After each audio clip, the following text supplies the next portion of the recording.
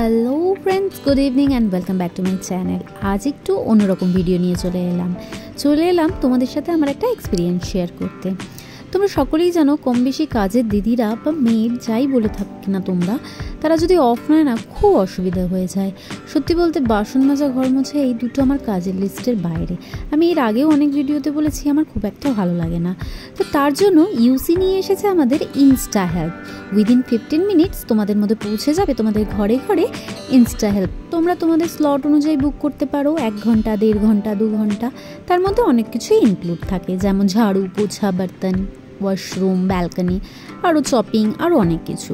তো যাই হোক, আমি 1 আওয়ারের জন্য বুক করেছিলাম। তো তোমাদের সবার প্রথমেই বলি, আমার কিন্তু খুব একটা যে ভালো লেগেছে তা না, বাট চলে যায়। 1 দিন কাজ করানোর জন্য ঠিকঠাক আছে।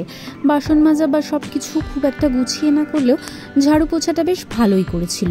বাট হ্যাঁ, তোমাদের মাথার সামনে দাঁড়িয়ে থেকে কাজ করাতে পারলে বেশি ভালো হয়।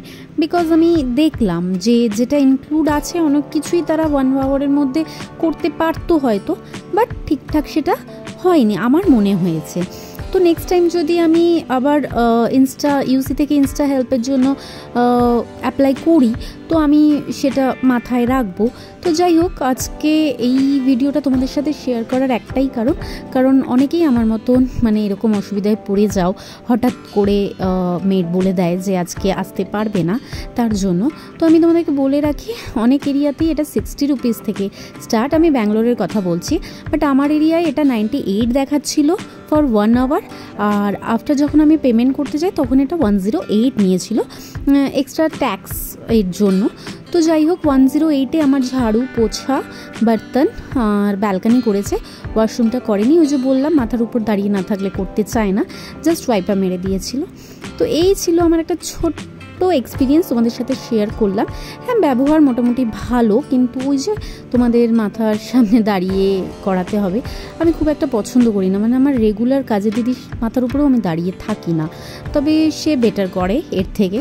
তো যাই হোক, নাইম আমার থেকে কানামা ভালো, আর ঠিকঠাক আজকের কাজটা হয়ে গেছে। নেক্সট টাইম যদি আমি আবার বুক করি তখন তোমাদের সাথে নেক্সট মানে এক্সপিরিয়েন্সটা শেয়ার করব।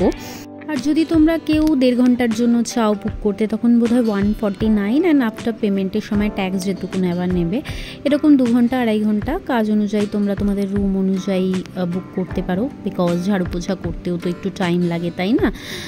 তো যাই হোক, আর ডেলি যে নিয়ে আসবে তার কোনো মানে নেই, এভরি বুকিংয়ে আলাদা আলাদা পার্সন আসতে পারে।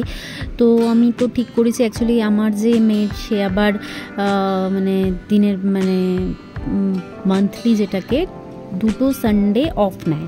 তো সেই 2 সানডে আমার একটু অসুবিধে হয়ে যায়।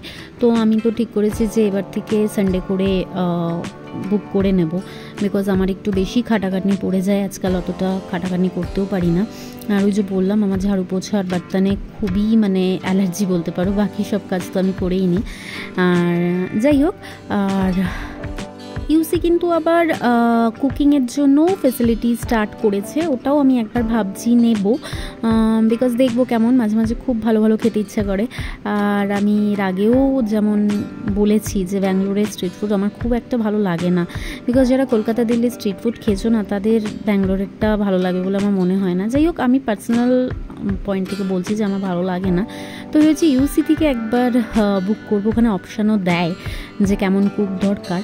তো যদি পারি দুর্গাপুজোর 4 দিন কি 5 দিন আমি ইউসি থেকে বুক করে বিকেলবেলার স্ন্যাক্সটা চালানোর চেষ্টা করব করার। তো তখন আমাদের সাথে আবার শেয়ার করব।